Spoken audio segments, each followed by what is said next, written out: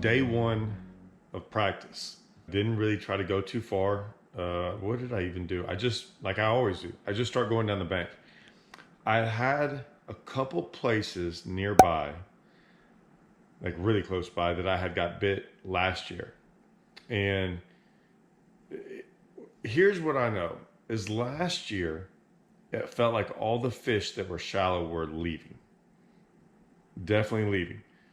And I saw them leave. So I figured any place that I got bit shallow last year, I was definitely going to get bit there this year. That was my thought process. So I went over there. I got bit. Both places, not big ones. I don't even know if they were keepers. And then I was like, okay, well, let me just start fishing new water because I already have an idea of what I want to go do. I did that. It was not good. When I looked at this place, you got rock, you got bushes, and you got kind of like dirt. They definitely weren't in the dirt last year, so I didn't know if they were going to be in the dirt this year. I just don't know how they spawn here. I know they spawn around bushes, and maybe they spawn in the dirt. I don't know. So I went and checked that out. It wasn't very good. I eventually left because I started going just down the bank and not catching anything, like not getting bit. And I know there's a shad spawn going on. There has to be. So I left there, but it was kind of later on in the day. It was like 8 something. So like probably most of the shad spawn was gone.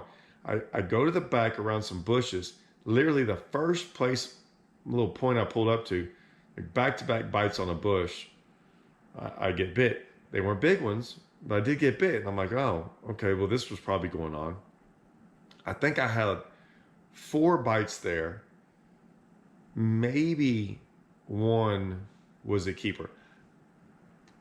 I definitely got bit right off the bat. I forgot in one of those little, it was one of the little places where I started, like on my popping perch. And it was a keeper, like no doubt.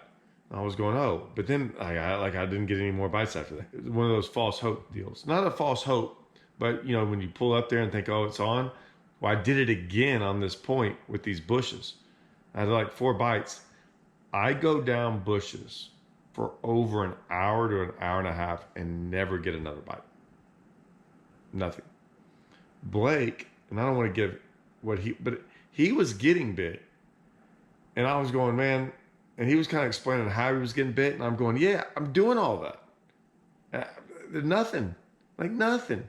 And remember when I had that video the other day?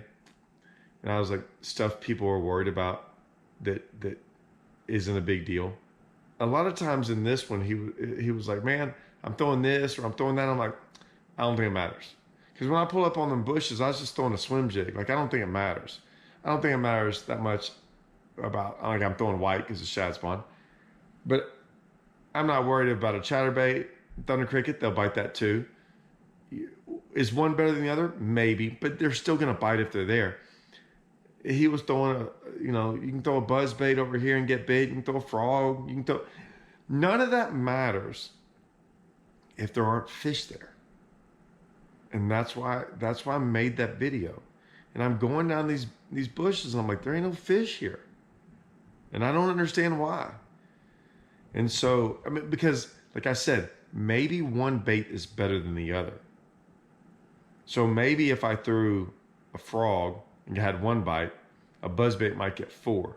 But I promise you're probably going to get, if there was 4 fish on a buzzbait, you're at least going to get 1 bite on a frog. Does that make sense? Same thing, thunder cricket, swim jig. Maybe one's better than the other, but if there was fish there, you'd at least get a bite. I'm just telling you. So like sometimes things that everyone's worried about, like changing baits, and I'm like, I don't need to change baits. I've been fishing for years. I know what bait I need to throw. I'm not around any. So I eventually kind of leave there. I will say this, I forgot. I did kind of go on another place, and I did catch 3 on a thunder cricket. I had some bites. I'm not going to talk about that yet because I don't want anyone really keying in on this in the tournament because I'm gonna release this. This was important. I'll bring this back up, but remember this right here. There was something that, and I'll explain it, but I did not think this was going to be a deal at all. until my last bite of the day, and it must have been a deal. But I did get bit before I went back to those bushes. So anyways, I go do all that. I do finally get, I'm trying to figure out this bush deal. I think I got it figured out for the most part. It's kind of an area, kind of what it looks like. We can go into that later. I did finally get bit on my popping perch, big one, like a big one. Shook it off, and then I C2. I saw like a 3 and a 4 pounder. Now, I don't mind telling you all this because here's the deal. It's still dropping. The lake's still dropping. A couple inches a day. Those bushes are in like a foot and a half of water. Let's see, if it drops 3 inches tomorrow and 3 inches the next day, by the tournament start, we're talking about 7 to 8 inches minimum. They're going to have less than a foot of water on them. Can they be there? Yes. Can you go do good in a tournament? No. And then the next day, it's even going to be worse. So I'm not too concerned about the bushes thing. Like maybe you can get a bite or two, but not like you're going to go win it back there. I mean, they have dropped this thing. And during the springtime, during the spawn, fish don't like that. As I keep moving on, I'm like, man, I got to get away from these bushes a little bit. I go back out. I try some stuff a little bit like I had fished last time I was here, although I think it was too deep, but I tried to stay a little bit shallower. I tried to do some things here and there. Nothing felt, there's one way I really want to catch them. And I didn't stay with it long. It just didn't feel right. I don't know. I did go out there and throw my old Carolina rig around. Caught a big one. Caught a good one. Problem is, it is a pre-spawner too. That bothered me. Only because I didn't think there was going to be too many pre-spawners. I thought I'd be catching post-spawners, not pre-spawners. I think there's more post-spawners than pre-spawners.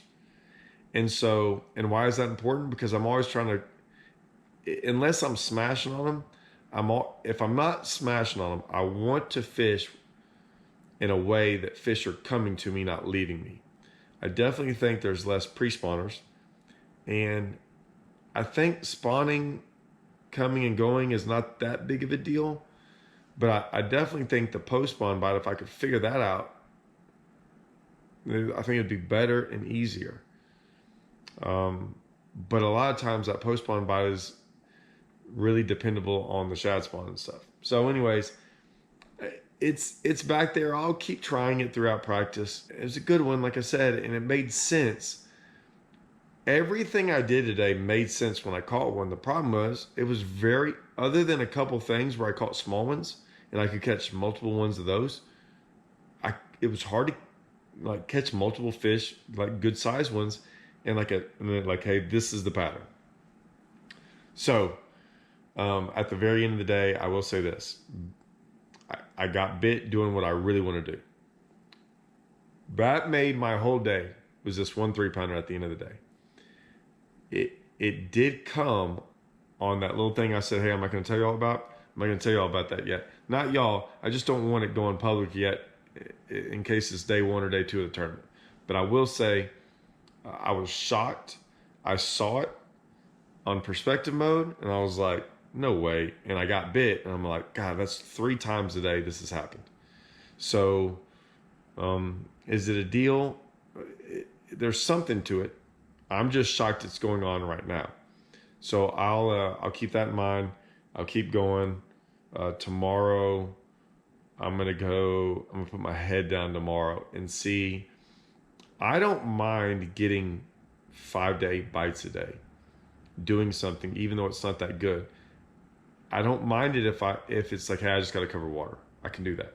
What I don't like, and I think if I fish this way, I can fish it for 3 days, close to 3 days, and never run out of water. So that's a big deal. So we're gonna, and I think the weather conditions are gonna play into that and everything else like that. And I won't run out of fish because they'll move up and down. It's not a big deal. I'm not gonna like those bushes and stuff and things like that. They can drop the water out of them bushes. So I'm not too, And it wasn't that good anyways. I thought it kind of thought it was horrible. I think you can get a good bite or two. But it was not good. So that's my update for day 1 of practice. Day 2 could look totally different. And like I said, I was pretty bummed out. I mean, I would have had a decent bag today. I would have had to have caught those 2 sight fish. But I think I would have had a 5, a 4, a 3, and then another 4 and a 3. But I'm telling you, my next 5 would have weighed less than 10 pounds. I don't even know if I had 5 keepers after that. So it was not great. I heard it was not good anyways, but, I don't know. We'll see. All right. Stay tuned.